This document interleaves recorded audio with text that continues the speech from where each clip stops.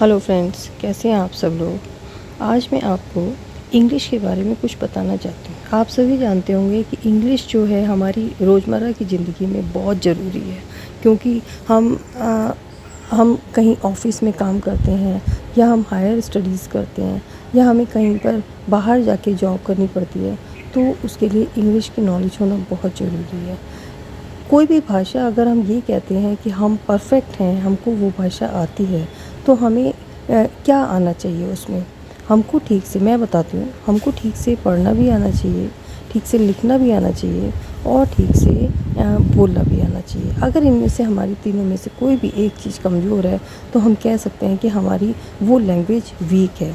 अब मैं आपको बताना चाहूँगी कि भाषा होती क्या है। भाषा वो होती है कि हम अपनी बात दूसरों से कहें और दूसरों की बात हम तक पहुँचे, वो एक मीडियम होता है। भाषा कई तरह की होती हैं, जैसे हिंदी हो गई, इंग्लिश हो गई, पंजाबी हो गई, तमिल हो गई, तेलुगु, कन्नड़ वगैरह बहुत सारी भाषाएं होती हैं।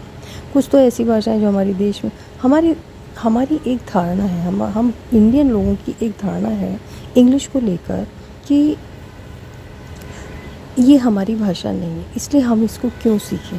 पर ऐसा नहीं है, क्योंकि ये एक इंटरनेशनल लैंग्वेज है। इंटरनेशनल से आप समझ सकते हैं कि ये पूरी दुनिया, संसार में एक ऐसी भाषा बना दी गई है कि अगर हम दुनिया के किसी भी कोने में जाते हैं तो हम इसको बोलकर अपनी बात दूसरों तक पहुंचा सकते हैं, या दूसरे लोग अब इस भाषा को, इंग्लिश को बोलकर हम तक अपनी बात पहुंचा सकते हैं। ठीक है, क्योंकि अगर हम दूसरे कंट्रीज़ में जाएंगे या हम अपने इंडिया में ही दूसरे स्टेट्स में जाएंगे तो वहाँ पर हमारी हिंदी कोई नहीं समझेगा। तो उसके लिए हमें इंग्लिश की नॉलेज होना बहुत ज़रूरी है।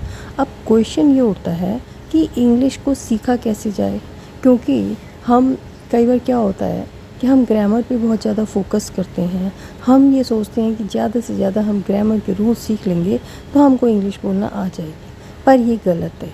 जितना टाइम, मैं आपको एक फैक्ट बताती हूँ, जितना टाइम हम बोलने में लगाते हैं, जितना टाइम हम ग्रामर को सीखने में लगाते हैं, हम प्रैक्टिस करने, हम ट्रांसलेशन करते हैं, हम टेंसेस की नॉलेज लेते हैं, डायरेक्ट इनडायरेक्ट करते हैं, पार्ट्स ऑफ स्पीच सीखते हैं, बहुत सारी चीज़ें सीखते हैं, पर ये सिर्फ टाइम का वेस्टेज है। मैं आपको एक एग्जांपल से समझाती हूँ।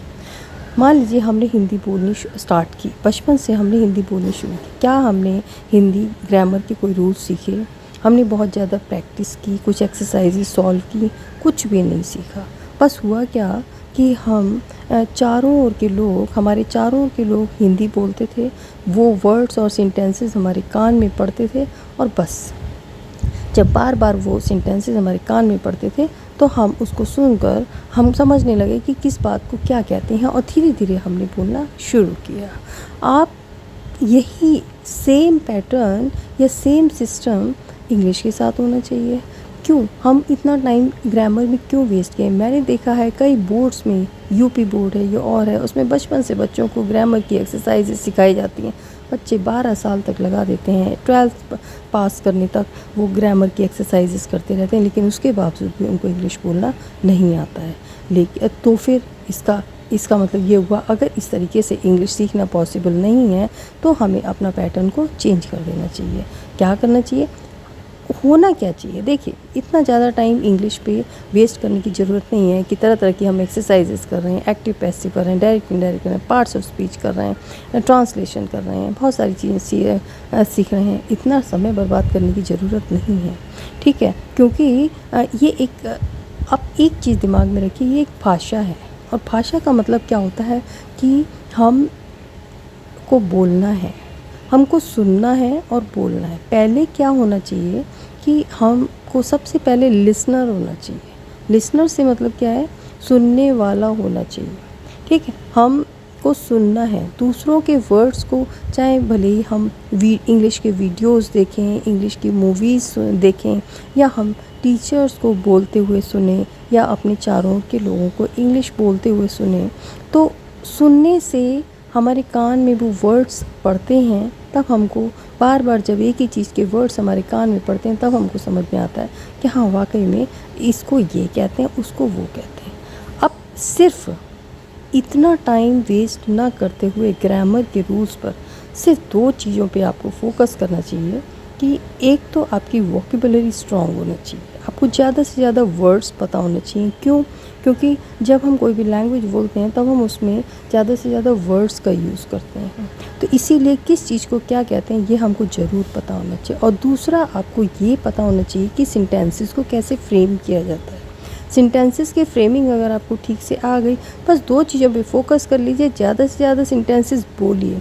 आपको पेन और कॉपी का यूज़ नहीं करना है या मेरी समझ से बहुत कम करना है, आपको ज़्यादा से ज़्यादा मुँह का यूज़ करना है। अगर आप ये कहते हो कि हमारे चारों तो माहौल नहीं है, हमारे घर में कोई नहीं बोलता, तो आप माहौल खुद बना सकते हो। कैसे बना सकते हो ये मैं आपको अपने दूसरे वीडियो में बताऊंगी, और मैं रोज़ आपको तरह तरह की वीडियोस बताती रहूँगी। अगर आप मेरे वीडियोस पे ध्यान से देखेंगे, सुनेंगे, तो मुझे ऐसा लगता है कि आपको 1.5 महीना या 2 महीने से ज़्यादा नहीं लगेगा कि आप इंग्लिश ढंग से सीख पाएंगे। बस मेरी आपसे यही रिक्वेस्ट है कि आप रोज़ मेरे वीडियोस को ऑन करें और देखें।